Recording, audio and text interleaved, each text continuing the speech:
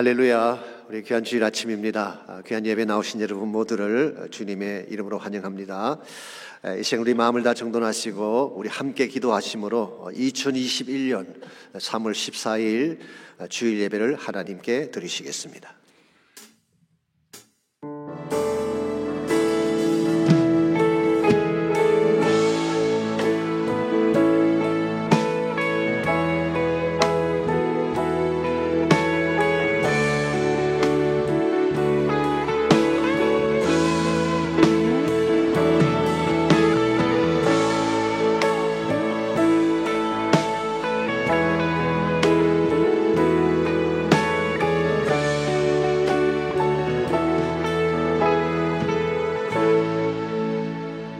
할렐루야. 여호와 이름을 찬송하라. 여호와의 종들아 찬송하라. 여호와의 집 우리 여호와의 성전 곧 우리 아버지의 성전뜰에 서 있는 너희여, 여호와를 찬송하라. 여호와는 선하시며 그의 이름이 아름다우니 그의 이름을 찬양하라. 여호와께서는 위대하시며 우리 주는 모든 신들보다 위대하시도다. 아멘. 이 아침 살아계신 하나님을 우리 전심을 다하여 찬양하며 예배드립니다. 이 예배가 주 앞에 큰 영광이 되게 하시고 우리 심령 가운데 친히 임재하시는 하나님의 임재를 경험하는 아름다운 시간 되게 하여 주옵소서. 예수님의 이름으로 기도하옵나이다. 아멘.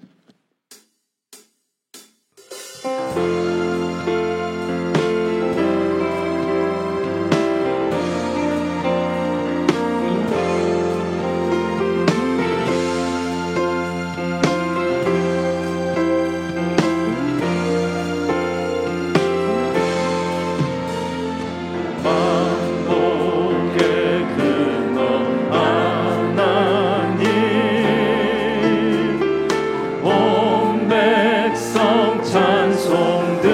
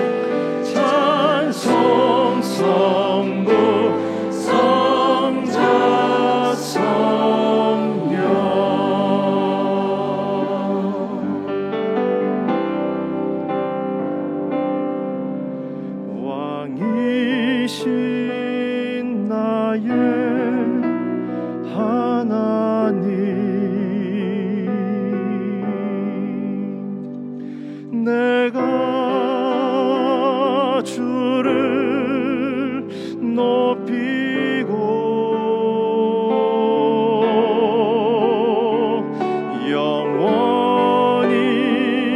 주의 이름을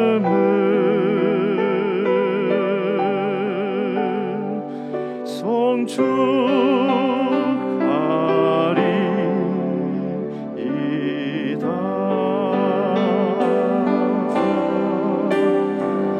왕이신 나의 하나님,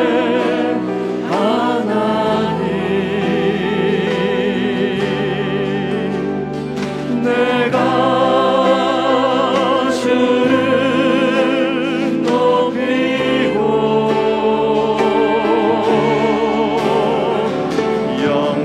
영원히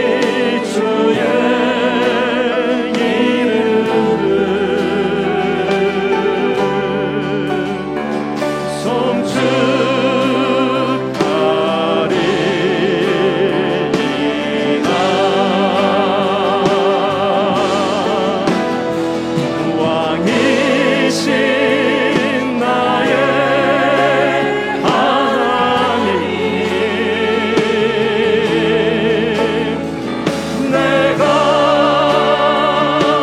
나의 하나님, 내가 주를 높이고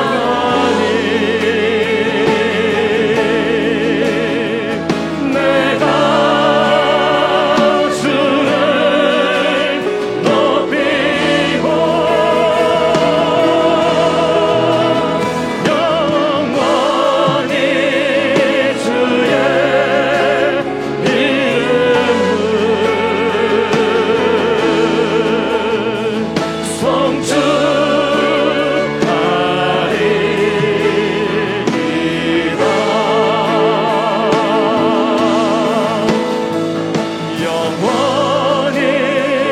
주의 왕이신 나의 하나님, 내가 주를 높이고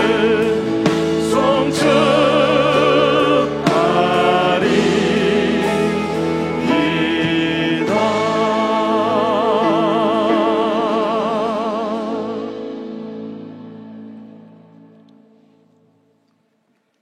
왕이신 나의 하나님이여, 내가 주를 높이고 영원히 주의 이름을 송축하리이다. 내가 날마다 주를 송축하며 영원히 주의 이름을 송축하리이다. 여호와는 위대하시니 크게 찬양할 것이라. 그의 위대하심을 측량하지 못하리로다. 아멘. 하나님, 오늘도 구별된 날에 대면 예배와 영상 예배를 통해 경배와 찬양으로 하나님께 예배하게 하시니 감사를 드립니다. 지난 한 주간 하나님 중심적으로 살지 못하고 나의 자아와 욕심과 교만한 마음으로 세상과 더불어 살아왔음을 고백합니다. 하나님께서는 선하고 거룩하게 저희를 지으셨지만 저희들의 모습은 죄로 가득 차 여전히 각자의 생각과 고집대로 행하며 우리 주님 예수 그리스도의 마음을 더욱 아프게 하고 있습니다. 하나님, 저희의 약함을 용서하여 주시옵소서. 하나님 아버지의 뜻을 헤아리지 못하고 순종하지 않음을 용서하여 주시옵소서. 광야 예배를 통하여 하나님의 강권적인 인도하심을 체험케 하시고, 또한 어려운 상황 속에서도 대면 예배를 통하여 현장 예배를 이어갈 수 있도록 역사하여 주신 은혜에 감사를 드립니다.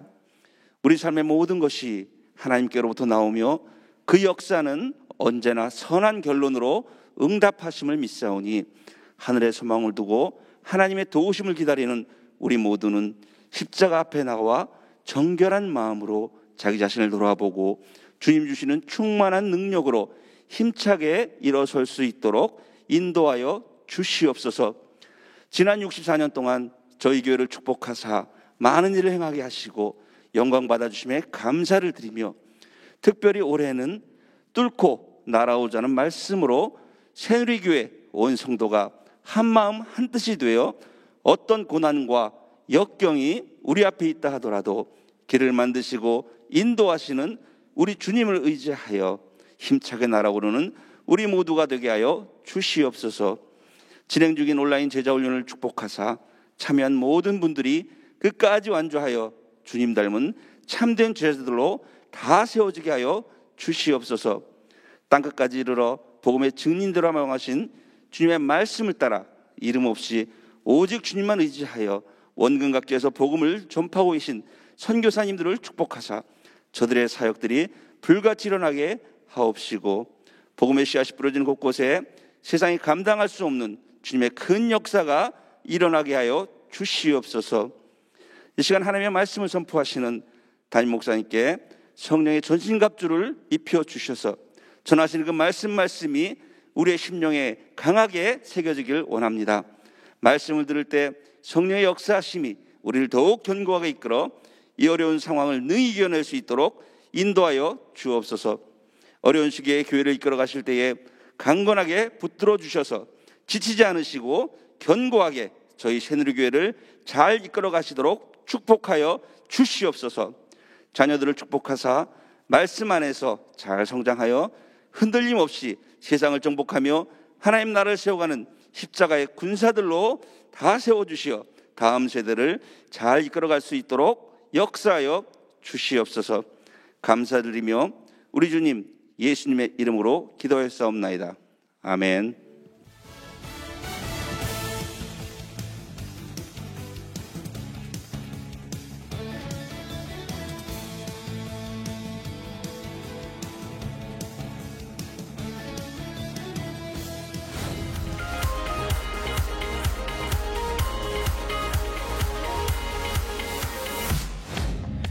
오늘은 교회 창립 64주년을 맞는 뜻깊은 주일입니다. 고 김동명 목사님과 안희숙 사모님에 의해 1957년에 시작된 본교회는 그동안 선교와 말씀 중심의 교회로 잘 성장해 왔습니다. 지금까지 인도하신 하나님께 모든 감사와 영광을 올려드립니다. 계속해서 하나님께서 허락하신 비전과 사명을 위해 함께 동역해 주시기 바랍니다.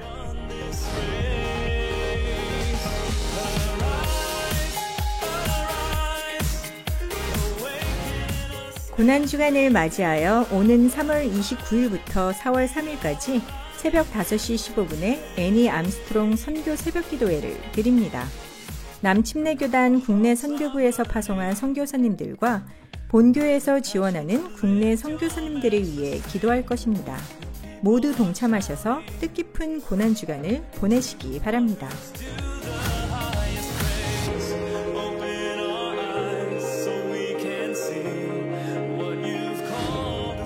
오는 3월 22일은 고 김동명 원로 목사님의 8주기를 맞는 날입니다.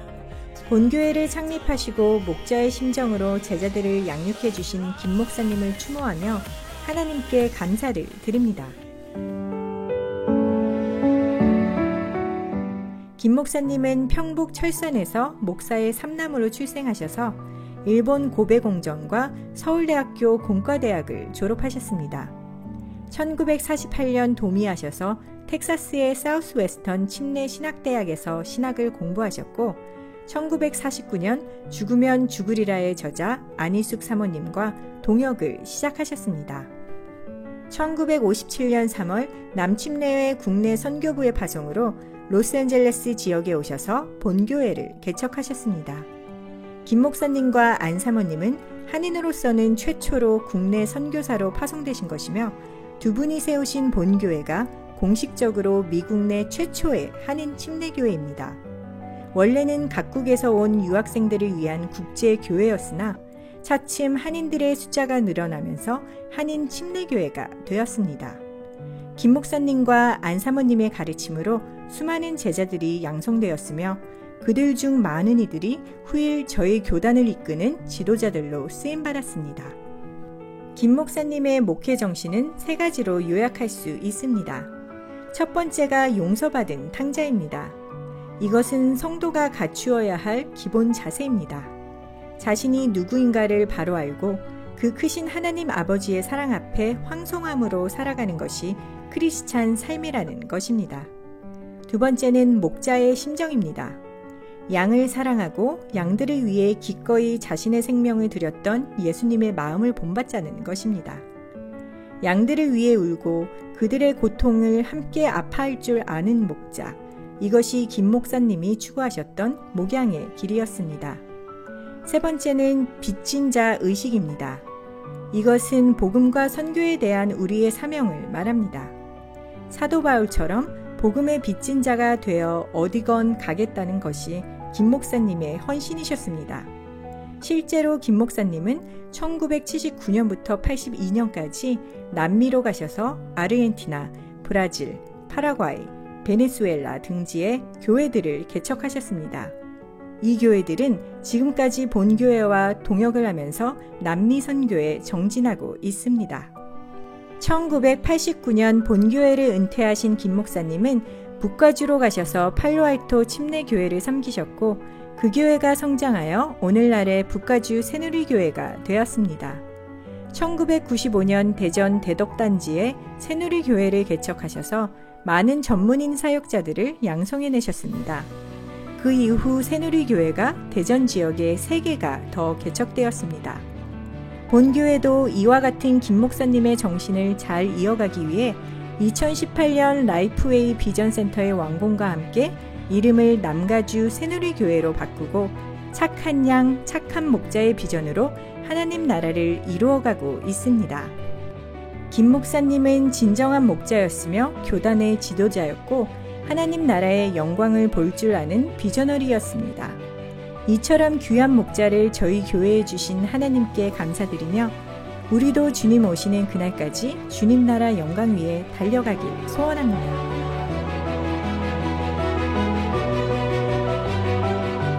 주님 안에서 행복한 한 주 보내시길 바랍니다.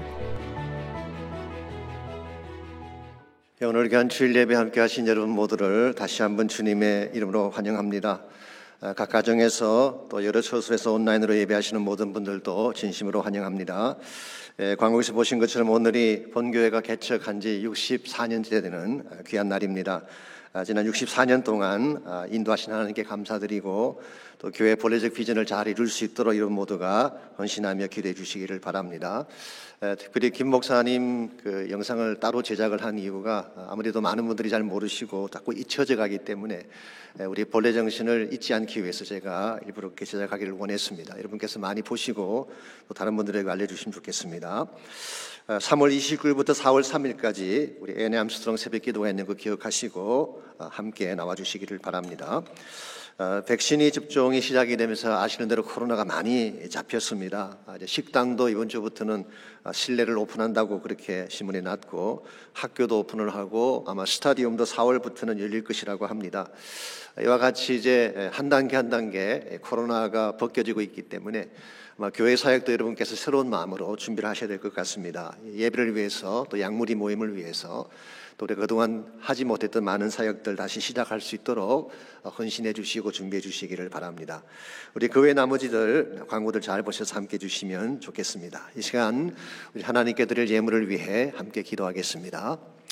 하나님 감사합니다. 본교회를 64년 전에 개척해 주시고 오늘까지 하나님 나라 비전을 마음에 품고 수많은 제자들을 양육하며 많은 사람들을 하나님 나라 일꾼으로 세우게 하신 것을 감사합니다.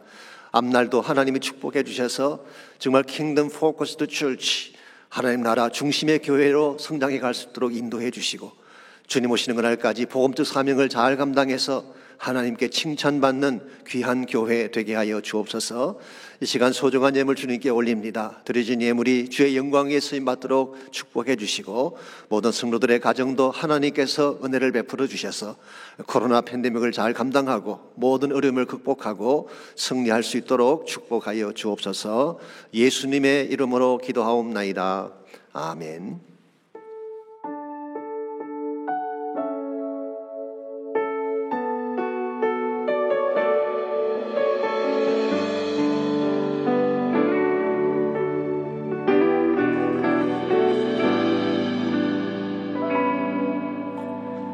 화려하지 않아도 저 정결하게 사는 삶, 가진 것이 적어도 감사하며 사는 삶, 내게 주신 작은 힘 나눠주며 사는 삶, 이것이 나의 삶의 행복이라오. 화려하지 않아도 정결하게 사는 삶, 가진 것이 적어도 감사하며 사는 삶, 내게 주신 작은 힘 나눠주며 사는 삶, 이것이 나의 삶의 행복이라고. 이것이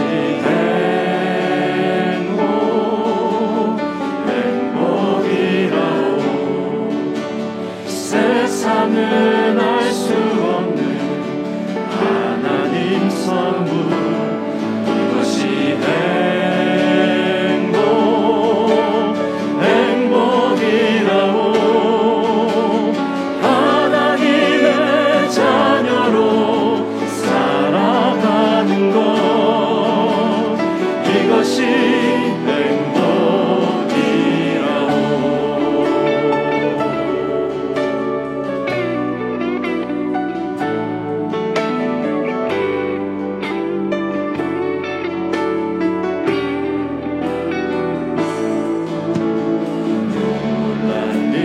많지만 기도할 수 있는 것, 억울한 일 많으나 주를 위해 참는 것, 비록 짧은 작은 삶 주 뜻대로 사는 것, 이것이 나의 삶의 행복이라고.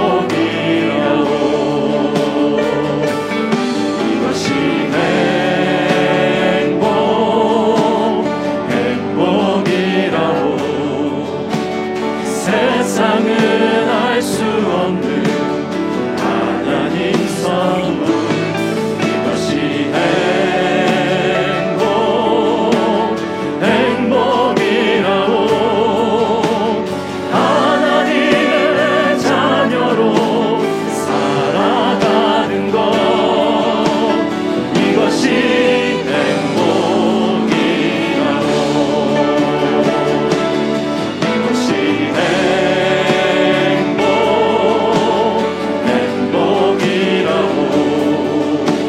세상은 알 수 없는 하나님 선물, 이것이 행복이라고. 하나님의 자녀로 살아가는 것, 이것이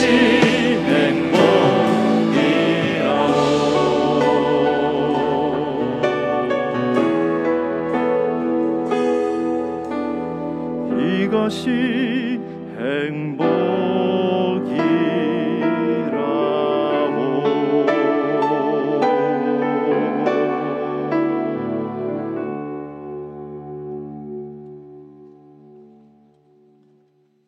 그러나 하나님은 다릅니다. 호세아 11장 1절로 11절까지 말씀입니다. 이스라엘이 어렸을 때에 내가 사랑하여 내 아들을 애굽에서 불러냈거늘. 선지자들이 그들을 부를수록 그들은 점점 멀리하고 바알들에게 제사하며 아로새긴 우상 앞에서 분향하였느니라.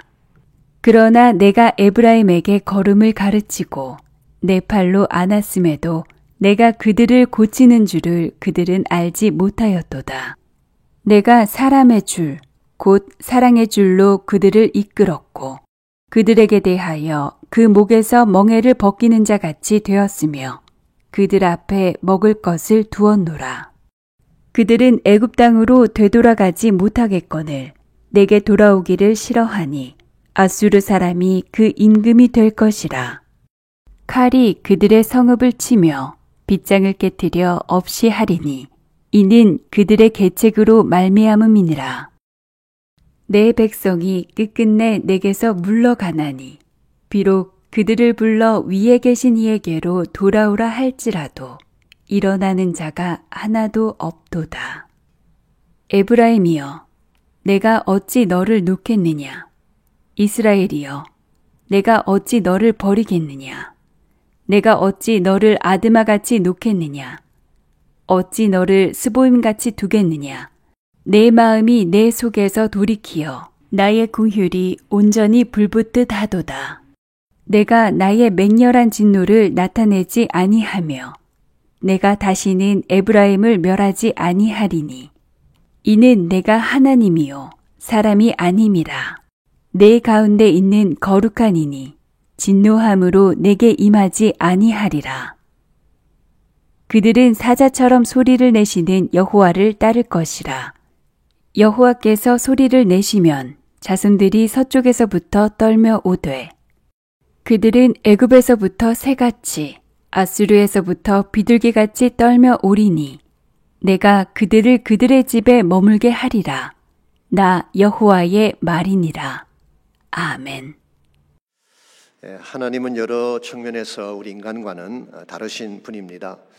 그 능력에 있어서도 다르고 성품에 있어서도 다른 것을 볼 수가 있습니다.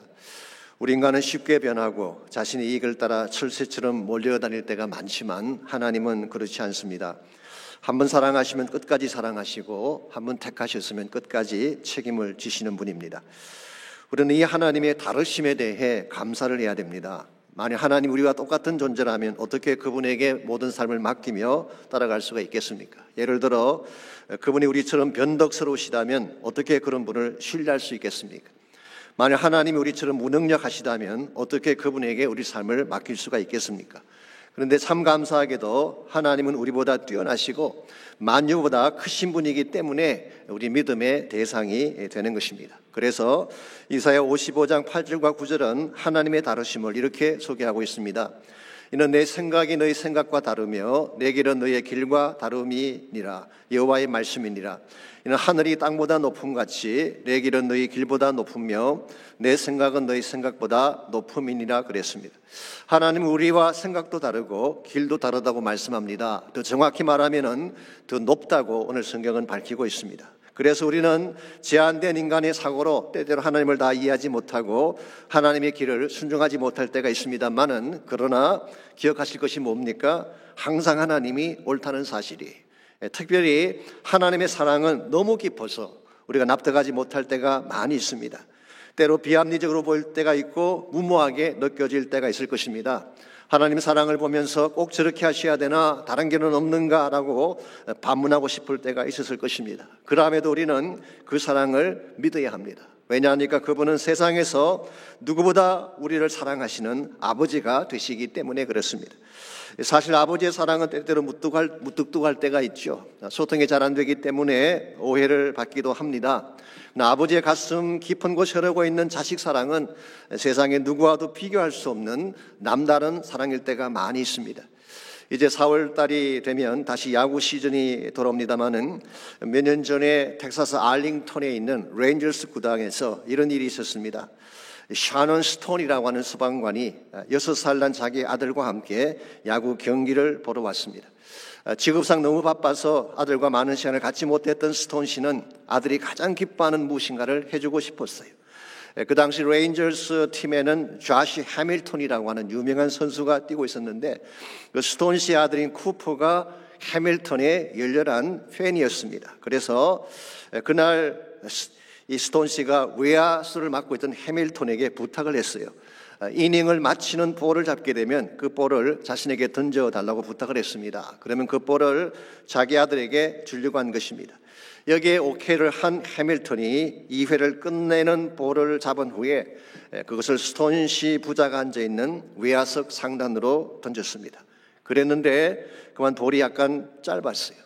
이것을 본 스톤 씨가 아들을 위해 필사적으로 그 볼을 잡으려고 하다가 그만 난간 아래로 떨어져서 목숨을 잃고 말았습니다.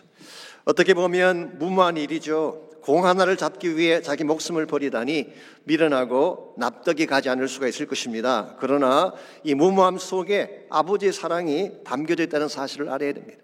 여러분, 사랑은 원래 무모한 것입니다. 납득이 가지 않고 계산이 가지 않는 것이 사랑의 특징입니다.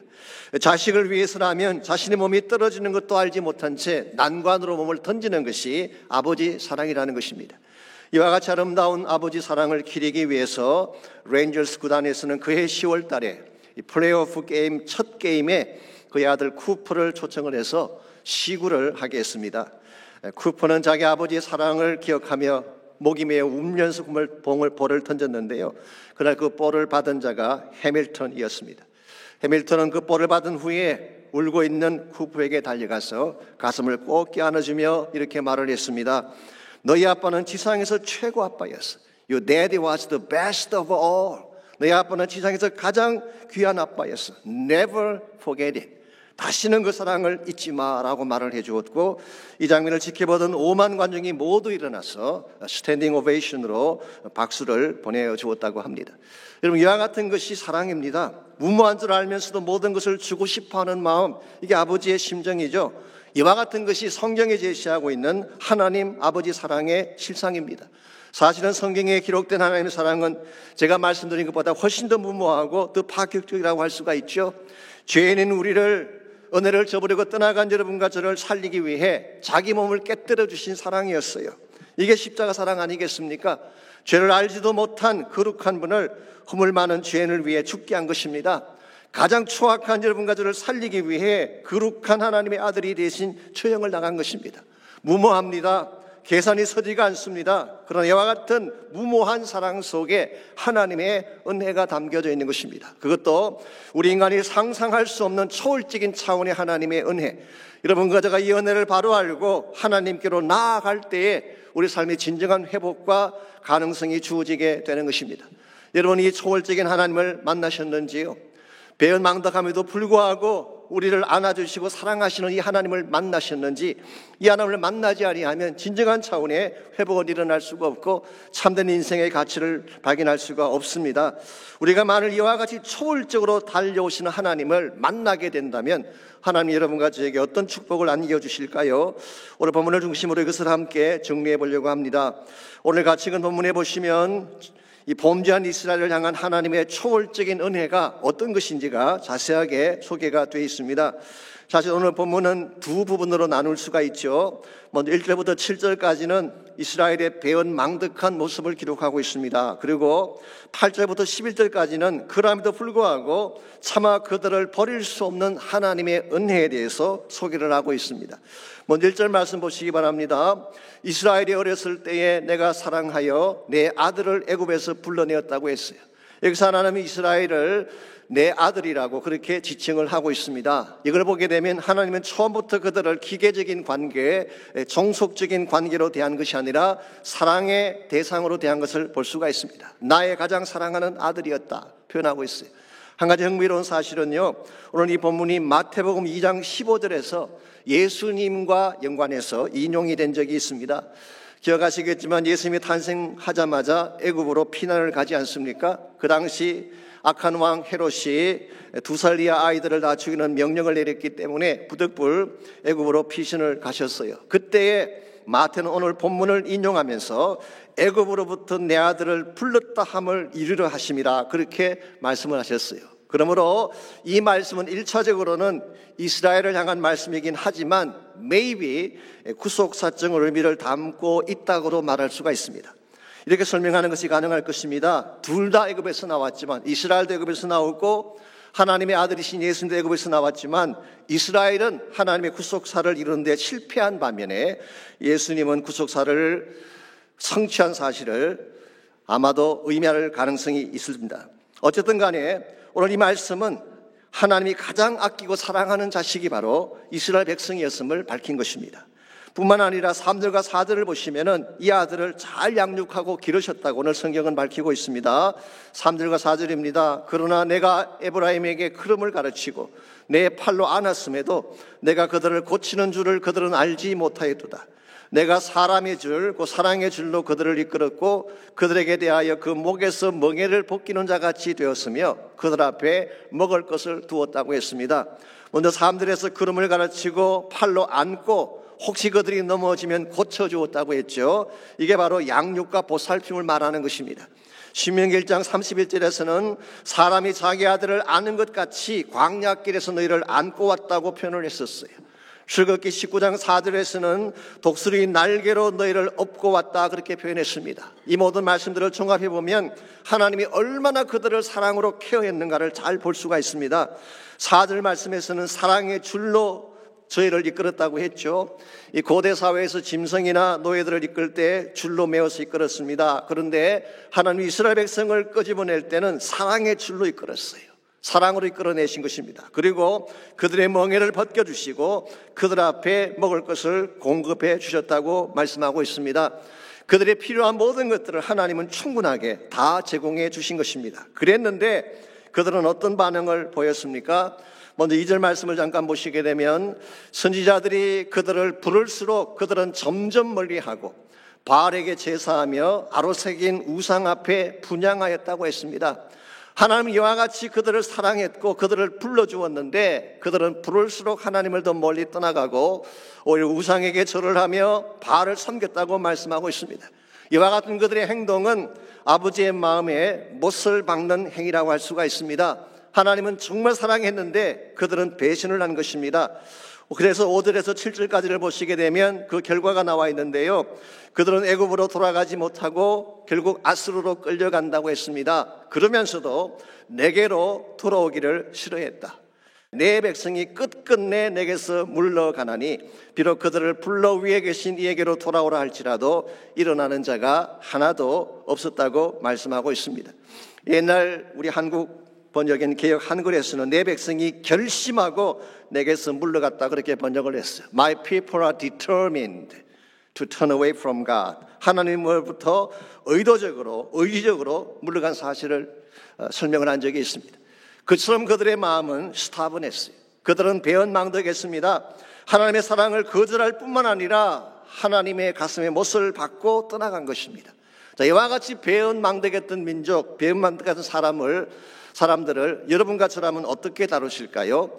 아마 벌써 버렸을 것입니다. 어쩌면 복수의 칼을 들고 보란듯이 칠지도 모르겠어요. 그랬는데 8절을 보시면 하나님은 이와 같이 배은망덕한 그들에게 어떤 반응을 보이고 있습니까? 에브라임이여 내가 어찌 너를 놓겠느냐? 이스라엘이여 내가 어찌 너를 버리겠느냐? 내가 어찌 너를 아드마같이 놓겠느냐? 어찌 너를 스보임같이 두겠느냐?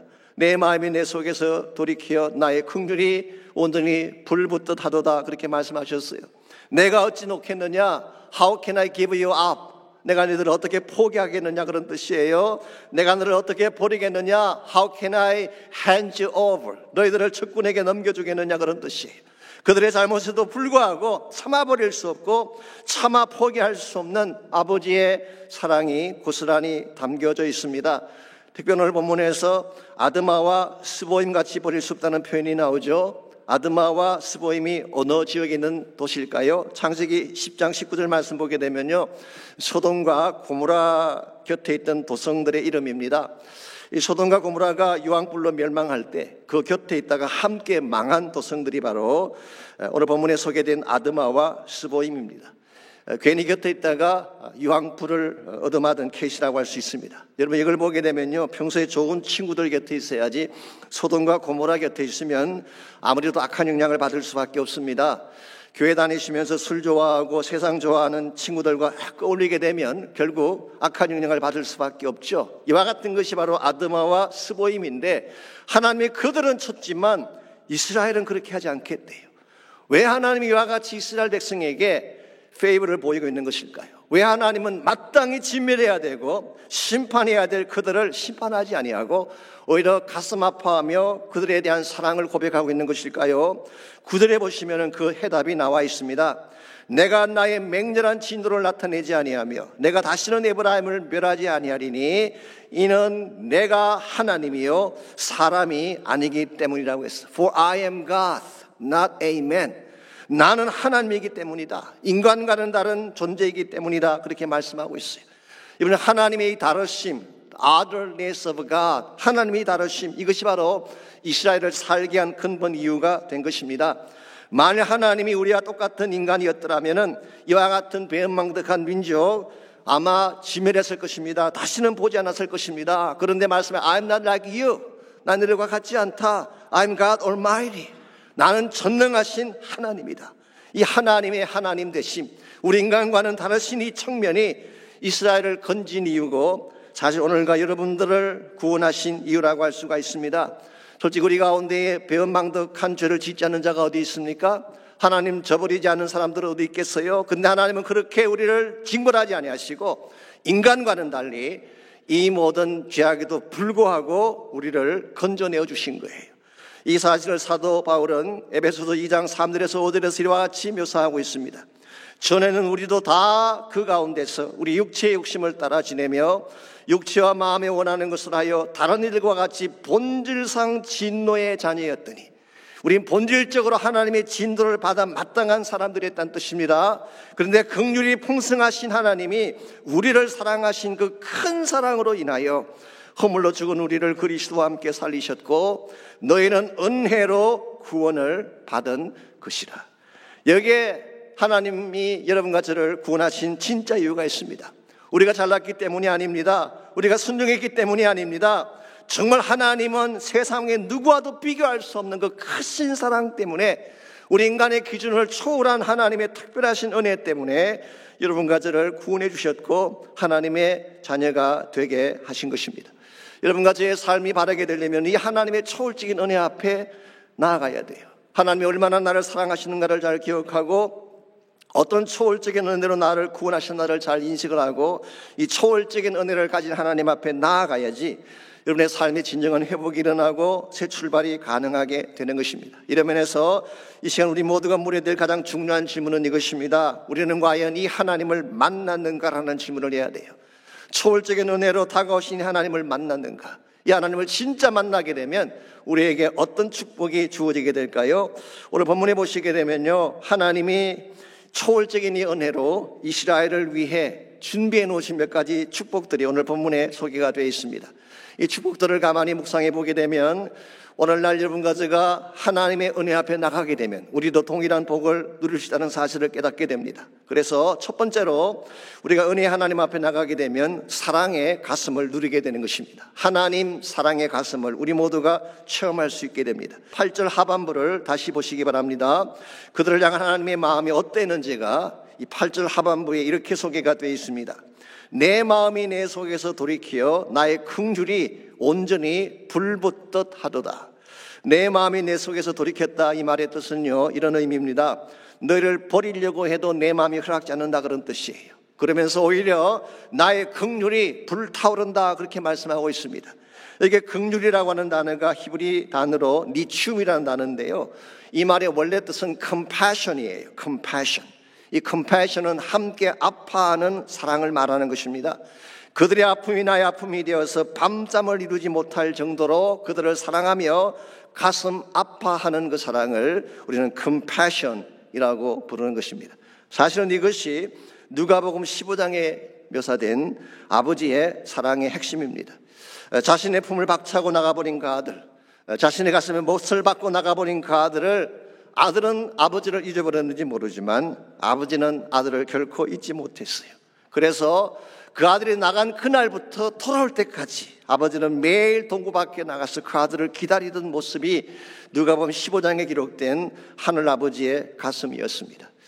이와 같이 기다리시는 아버지, 사랑으로 아들을 기다리는 그 아버지, 여러분과 제가 이 아버지의 사랑을 실제로 누리려면 무엇이 필요할까요? 이 누가복음 15장을 다시 보시게 되면요, 아들이 아버지를 떠나간 후에 돈이 다 떨어지고 흉년이 찾아오게 되니까 먹을 것이 없었습니다. 그래서 돼지 우리에서 일을 하다가 돼지가 먹는 쥐암 열매마저도 먹을 수가 없는 비참한 지경이 됐어요. 자, 이 아들이 가진 모든 걸 다 잊어버리고 비참한 상황에 처했을 때 그때 아버지 사랑을 경험했을까요? 아닙니다. 자신의 부끄러운 모습을 발견하고 탄식은 했지만 이것 때문에 아버지 사랑이 누려지게 된 건 아니에요. 자, 그렇다면 그가 아버지 집에 풍족한 삶을 기억하고 그것을 그리워했는데요, 그때일까요? 그것도 아닙니다. 탕자가 아무리 자신을 뉘우치고 아버지 집을 그리워해도 그것만으로 아버지의 실제적 사랑을 경험할 수가 없습니다. 그렇다면 언제 이 아버지 사랑을 체험할 수가 있을까요? 일어나서 아버지께로 돌아갈 때예요. 이 탕자가 일어나서 아버지 집으로 돌아가는 과정을 한번 상상해 보십시오. 결코 쉽지 않았을 것입니다. 얼마나 부끄러웠겠어요. 얼마나 창피했겠어요. 정말 아버지를 버리고 나올 때 당당하게 나왔지만 이와 같이 넉마를 걸치고 돌아갈 때 자신의 모습이 얼마나 부끄럽고 송구했겠습니까? 어쩌면 문전에서 쫓겨날지도 모를 두려움이 그의 마음을 가로막았을 가능성도 있습니다. 그럼에도 불구하고 이 탕자가 아버지 집을 향해 발걸음을 내딛고 아버지 집으로 갔을 때에 그때 비로소 발견한 중요한 사실이 하나 있습니다. 이미 자신을 용서하고 기다리는 아버지의 가슴을 그가 발견하게 된 것입니다. 여러 차례 말씀을 드렸습니다마는 여러분, 아버지는 돌아왔기 때문에 용서하신 것이 아닙니다. 용서하고 기다리신 거예요. 이미 용서하고 이 아들을 기다렸던 것이 아버지의 가슴이었습니다. 이것이 일반 세상 사람들과는 다른 점이고, 이 사랑을 우리가 바로 깨달을 때에 참된 의미에서 회복을 경험할 수 있게 되는 것입니다. 그림을 좋아하시는 분들은 잘 아시겠지만요, 17세기 네덜란드 화가인 렘브란트가 그린 그림 중에 탕자의 귀환이라고 하는 유명한 그림이 있습니다. 저희 교회 사역자실 앞에도 그 모조품 하나가 걸려있긴 합니다만은, 누가복음 15장의 스토리를 가장 영감 있게 잘 표현한 작품으로 평가를 받고 있습니다. 사실 이 그림을 보고 수많은 사람들이 감동을 받고 나름대로 많은 종류의 글을 썼습니다. 헨리 나우엔도 그 중에 한 사람이죠. 그런데 저는 개인적으로 몇 년 전에 한국의 교수 한 분이 이 탕자의 귀환을 보고 신문에 기고한 글을 본 적이 있습니다. 그때 제 마음에 굉장히 와닿았기 때문에 그걸 잠깐 소개해 드리려고 합니다. 이런 내용이었어요. 여기선 울어도 되는구나, 외롭다고 하소연할 수도 있구나 하는 느낌. 아버지에 대한 기다림으로 아예 눈이 먼 것 같은 아버지의 따뜻한 손, 그 손에 몸을 맡긴 채 이제 평온을 찾은 듯 무릎을 꿇고 앉은 탕자. 탕자의 헤어진 옷과 감출 수 없는 더러운 발바닥이 고된 방황의 흔적을 고스란히 보여주고 있다. 탕자의 등에 얹힌 따뜻한 아버지의 손을 보라. 탕자가 자기 안에 눈물을 모두 토해내고 새롭게 시작할 수 있을 것 같지 아니한가.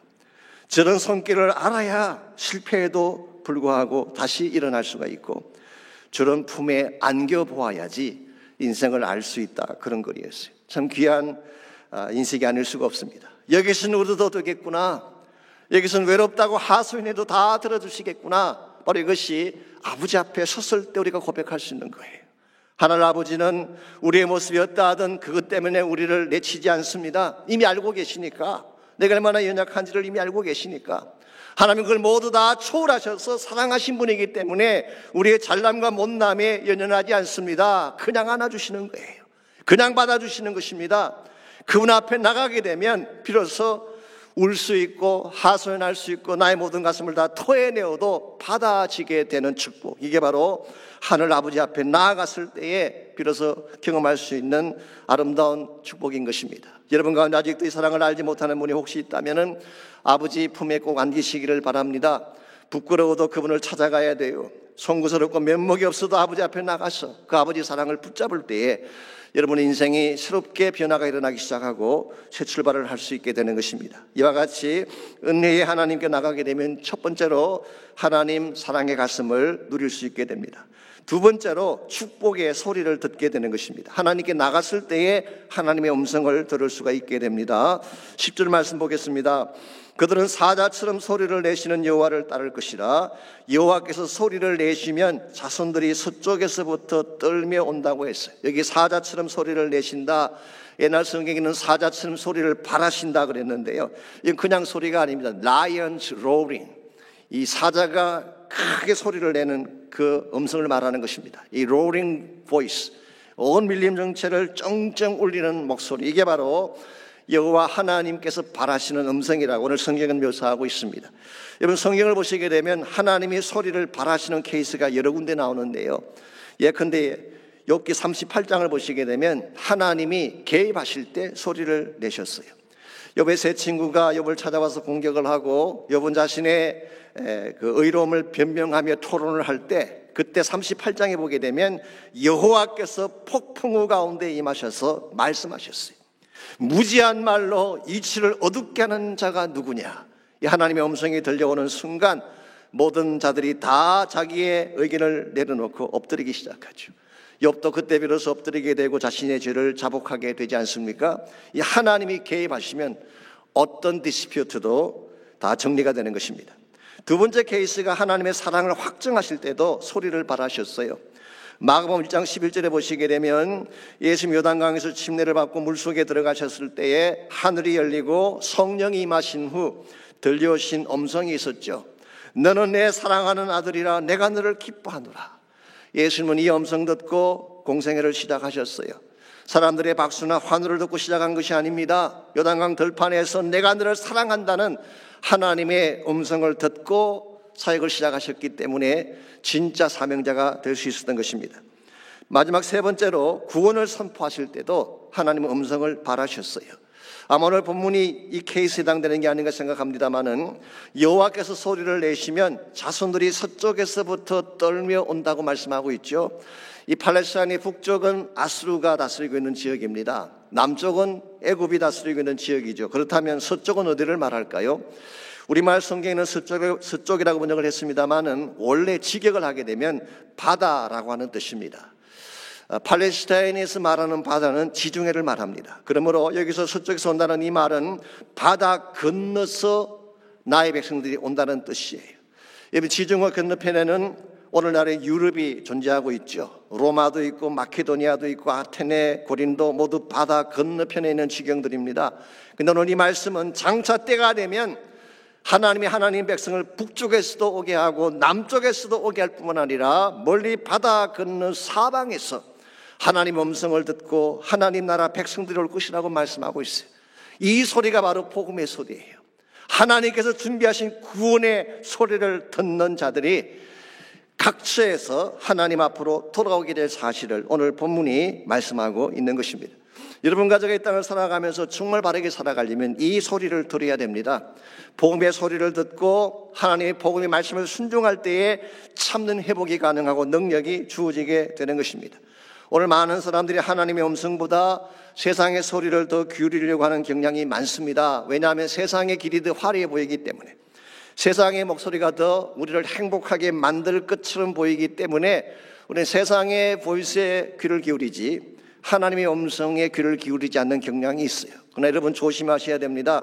세상의 소리는 화려해 보이지만 사실은 착시 현상, 착각을 일으키는 현상에 불과한 것입니다. 솔직히 오늘날 인터넷에 들어가 보시면은 정보의 홍수 시대라고 할 만큼 수많은 정보들이 인터넷에 돌아다니고 있습니다. 그 중에는 우리의 귀를 솔깃하게 만드는 것들도 많이 있죠. 그런데 여러분, 이 정보들이 전부 사실일까요? I don't think so.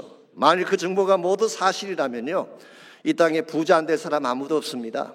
이 땅에 성공하지 못할 사람 아무도 없고 무병으로 100세까지 살지 못할 사람 아무도 없을 거예요. 그런데 수많은 정보는 있지만 그게 진짜가 아니라는 사실을 기억할 필요가 있어요. 그래서 잠언 16장 25절은 이렇게 경고를 합니다. 어떤 길은 사람이 보기에 바르나 필경은 사망의 길이니라. 여러분, 사람이 보기에 좋다고 바른 길은 아니라는 거 기억하셔야 됩니다. 세상의 길 따라가면 결국 망하게 될 것이기 때문에, 이런 면에서 정말 우리가 바르게 살려면 정신 차리고 하나님께로 돌아와서 하나님 음성을 들어야 돼요. 주님이 나에게 들려주시는 말씀을 내 마음속에 되새길 때에 이 진리의 말씀이 나를 붙잡게 되고 내 인생의 길을 바르게 만들어주는 것입니다. 여러분이 잘 아시는 에이브라함 링컨에 대한 일화가 참 많지 않습니까? 그분이 성경을 많이 읽었다고 하는 것은 잘 알려진 사실인데요. 그런데 그분이 왜 성경을 많이 읽게 되었는지 혹시 아십니까? 제가 그분이 쓴 전기 하나를 봤더니 그 전기를 쓰신 분이 이렇게 소개를 했어요. 집이 너무 가난해서 다른 책이 없었기 때문이다 라고 적었어요.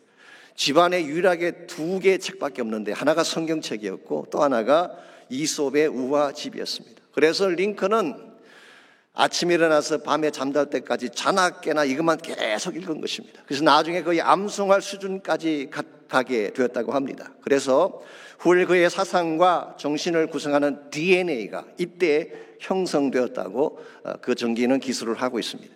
여러분, 세상에 수많은 정보들이 돌아다니고 있지만 많은 정보가 중요한 게 아닙니다. 진짜를 발견해야 돼요.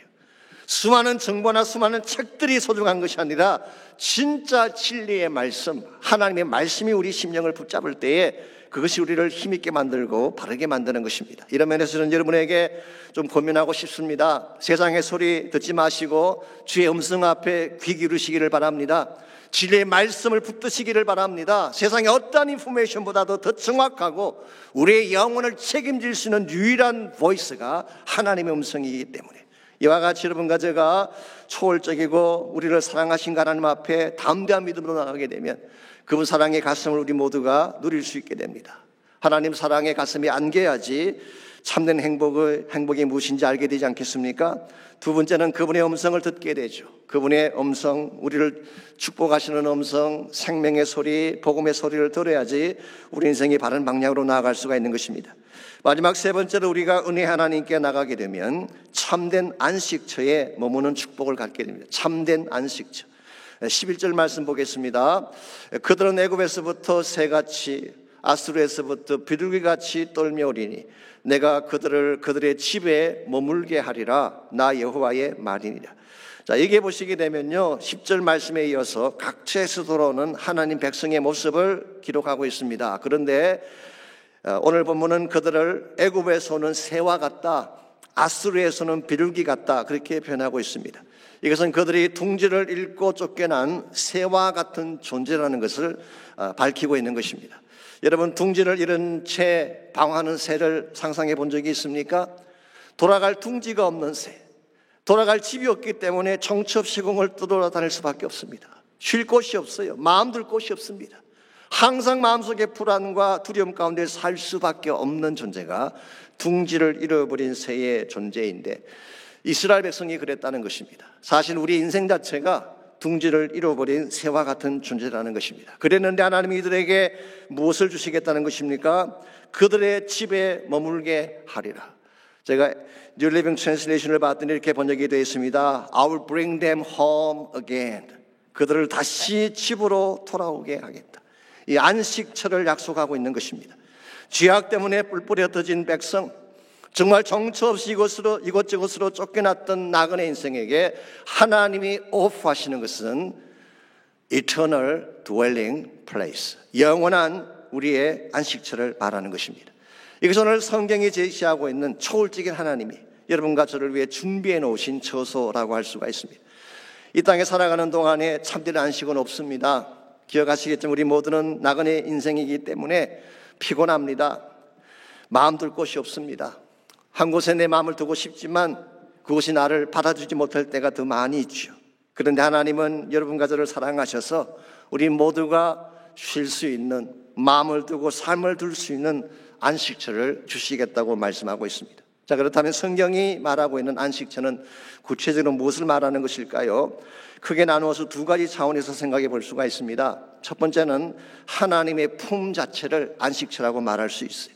이것을 우리는 현재적 천국이다, 그렇게 부를 수가 있습니다. 여러분과 제가 예수님을 나의 구원자로 영접하는 순간 우리는 하나님 품 안으로 들어오게 되는 것입니다. 하나님 품 안으로 들어가게 되면 지금까지 방황과 시련이 끝이 나고 아픔과 고통이 다 끝이 나고 진정한 평화가 우리 안에 시작되는 것이죠. 이것이 바로 우리 모두가 누리게 되는 현재적 차원의 구원입니다. 두 번째는 하늘에 준비된 집을 말합니다. 이것이 바로 요한복음 14장 3절에서 예수님께서 준비하신 영원한 처소, 하늘나라를 말하는 것입니다. 우리가 그 나라에 가야지, 그 처소에 가야지 나그네 여정이 비로소 끝이 나는 것입니다. 더 이상 눈물이 없고 사망이 없고 애통하는 것이나 곡하는 것이나 아픈 것이 없는 영원한 처소에서 영원토록 하나님의 백성들이 함께 모여 하나님을 찬양하고 보좌에 앉으신 예수님을 찬양하는 축복, 이것이 예수님께서 준비하신 우리의 영원한 처소이고 우리 모두가 소망해야 될 궁극적 소망의 내용이라고 할 수가 있습니다. 여러분, 이 처소에 대한 확신을 갖고 사시는지요? 여기에 대한 확신이 분명하지 않다면 이 땅을 사는 동안에 아무리 많은 것을 소유해도 진정한 차원의 기쁨을 누릴 수가 없습니다. 그러나 반대로 이 소망이 극명한 사람은 이 땅에 사는 동안에 빼앗기고 당하며 고통을 당해도 기뻐하며 노래하며 살 수 있는 것입니다. 이미 우리에게는 영원한 처소가 준비되어 있고 그 처소에 하나님만이 주실 수 있는 진정한 평화와 안식이 준비되어 있기 때문에 이 새들백 교회가 있죠. 그 교회에서 24년 동안 찬양 사역자로 섬겼던 분 중에 릭 뮤초라고 하는 찬양 사역자가 있습니다. 릭 워렌이 처음 그 교회를 개척할 때 함께 동력했던 분이고 사실 24년 동안 함께 동력을 했기 때문에 릭 앤 릭이라고 하는 애칭까지 받았던 그런 분이신데요. 물론 지금은 그분이 그 교회를 떠나셨습니다만은 2003년도에 그 버지니아에 있는 리버티 배프티스트 유니버시티에서 열린 그 PDL 컨퍼런스 그게 참석을 했던 적이 있습니다. 그때 물론 주광사는 릭 워렌 목사님과 제리 폴레 목사님 두 분이 주광사가 되셨지만 릭 무초도 한 반을 맡아서 강의를 했는데 제가 그분 클래스를 들어갔다가 굉장히 많은 은혜를 받았습니다. 이 찬양 사역에 대한 내용도 참 깊고 도전이 됐지만 그분의 감정이 제 마음속에 많이 와닿았어요. 릭 뮤초는 원래 이 캘리포니아에서 태어난 사람인데 6살 때 엄마를 따라서 뉴욕 근교에 있는 그린위치 빌리지에 가서 삶을 살았습니다. 그때 그 아버지가 굉장히 폭력적이었던 것 같습니다. 이 밤마다 어머니를 때리고 싸우는 소리가 들려왔어요. 그래서 그 소리가 들려오면 어린 릭은 이불 속에 혼자 들어가서 울면서 지쳤던 날들이 참 많았다고 합니다. 이와 같은 고통을 13살이 될 때까지 생지옥 같은 고통을 겪으며 지나왔어요. 그러다 보니까 아버지에 대한 분노가 얼마나 가슴 깊이 박혔는지요. 여러분 아시겠지만 그 나이에 그런 상처를 받으면 잘 지워지지가 않습니다. 이제 티네이저인데 그냥 두면 반항적으로 나갈 수 있고 빗나갈 수 있는 그런 상황이었는데 하나님의 각별한 은혜로 다시 캘리포니아로 돌아오게 되고 예수님을 만나게 된 것입니다. 그리고 나서 그가 진짜 아버지를 만났어요. 그게 바로 Heavenly Father, 하늘에 계신 아버지, Heavenly Father in Heaven, 하늘에 계신 그 아버지를 만난 것입니다. 그러고 나서 그분이 깨닫게 된 사실을 이렇게 간증을 했어요. 인간 아버지가 남긴 것은 상처와 폭력밖에 없었지만 하늘 아버지는 참된 사랑으로 나를 안아주셨다는 사실을 깨달았다. 인간 아버지는 거칠고 변덕스러웠지만 하늘 아버지는 신실하고 자상했으며 나를 소중히 여긴다는 사실을 알게 되었다. 인간 아버지는 무능력하고 무책임했지만 하늘 아버지는 전능하시고 무한한 능력을 가지고 나의 삶을 케어한다는 사실을 알게 되었다. 내가 이 하나님 아버지를 만나는 순간 비관적이며 파괴적인 나의 마음이 회복되기 시작했고 하나님을 찬양하며 노래하는 인생으로 바뀌게 되었다는 간증을 그분이 하셨어요. 사랑하는 성도 여러분, 하나님은 우리 인간과 다릅니다. 인간은 우리에게 상처를 안겨주고 아픔을 안겨줄 수가 있지만 아버지는 그렇지 않습니다. 상처받은 우리를 치유해 주세요. 인간은 깨어지고 우리가 상하게 되면 버리고 떠나가지만 하나님 그렇지 않습니다. 깨어지고 버림받은 우리를 다시 안으셔서 회복시켜 주신 하나님. 둥지던 새처럼 갈 곳을 찾지 못해 방황을 할 때에 하늘 아버지는 나의 품으로 돌아오라고 우리를 초청하고 계시는 것입니다. 오늘 여러분과 제가 이 하나님을 만나고 이 하나님 품속에 들어가야지 진정한 평화를 누리게 되고 참된 가치를 회복하게 됩니다. 여러분 이 하나님 아버지를 만나셨습니까? 혹시 아직도 만나지 못한 분이 있다면 이 시간 하나님 앞에 나오는 시간이 있기를 바랍니다. 부끄럽지만 나와야 돼요. 죄송하지만 나와야 돼요. 자격이 없다고 생각되어지지만 하나님 앞으로 나와야 됩니다. 더 이상 길 잃은 새처럼 방황하며 슬피 울며 다니지 마시고 여러분을 기다리고 계신 하나님 앞으로 나오셔서 그 품에 안기시기 바랍니다. 그 품에 안길 때 세상에 줄 수 없는 평안이 나의 가슴을 가득 채우게 되고 지금까지 누리지 못했던 진정한 차원의 기쁨과 안식을 누리게 되는 것입니다. 아신 대로 우리 인생의 여정은 항상 순탄하거나 잔잔한 강같이 고요하지가 않습니다. 때로 풍랑이 일어나기도 하고 내 삶을 송두리째 뒤흔드는 사건이 벌어질 수도 있습니다. 그러나 여러분과 제가 하나님 품 안에 있게 되면 그분 안에 거하게 되면 그분이 우리에게 어떠한 풍랑에도 불구하고 안식을 주시고 평화를 주시는 것입니다. 이런 면에서 우리 모두에게 이 평화가 필요합니다. 이 하나님의 임재가 필요합니다. 그래서 이제 함께 기도할 때에 하나님 나의 심령 가운데 이 평안을 부어주십시오. 더 이상 둥지른 새처럼 방황하며 살고 싶지 않습니다. 하나님 품 안으로 들어가고 싶습니다. 나를 안아주시고 위로해 주시고 채워주시고 치유해 달라고 기도하시기를 바랍니다. 우리가 들을 가장 소중한 소리는 천국의 복음 소리입니다. 복음의 소리를 들어야 우리가 살 수 있게 되고 이 복음의 소리를 나누어야지 하나님의 나라가 펼쳐져 나갈 수가 있습니다. 저희들이 마음의 문을 열고 귀를 기울이고 하나님의 음성 듣도록 여러분 기도하시고 주의 복음의 소리를 가슴에 안고 땅 끝까지 나아가 참 예수 그리스도의 복음을 전가하며 살아갈 수 있는 우리가 되게 해달라고 기도하시기를 바랍니다. 우리 다 같이 한 목소리로 함께 우리 합심해서 기도하겠습니다. 하나님 감사합니다. 우리를 사랑해 주시고 우리에게 은혜를 베풀어 주신 것을 감사합니다. 참으로 하나님을 떠나갔던 우리의 모습, 배은망덕하게 살아왔던 우리의 모습, 마땅히 책망받아야 되고 마땅히 징벌을 받아야 될 저희들이었지만 하나님의 그 크신 사랑으로 우리를 구원해 주시고 하나님의 아름다운 자녀가 되게 하신 것을 감사합니다. 너는 내 아들이라 내가 너를 사랑한다. 너에게 가장 아름답고 존귀한 복을 주리라 말씀하시며 다가오시는 그 하나님을 우리 가슴을 열고 맞이할 수 있도록 도와주시고 그 품 안에 안겨서 참된 가치와 소망을 발견할 수 있는 우리 모두가 되게 하여 주옵소서. 이 시간 주를 알지 못하는 영혼이 혹시 있다면 성령님 그 마음을 열어주시고 마음의 문을 열고 평강의 하나님, 참된 안식의 하나님을 만나게 도와주시고 남은 생에 이 하나님을 노래하며 찬양하는 가운데 살아갈 수 있도록 은혜를 베풀어 주시옵소서.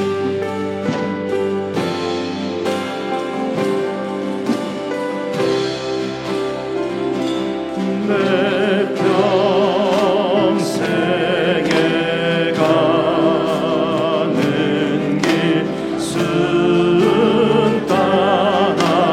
순탄하여 늘 잔잔한 강 같은지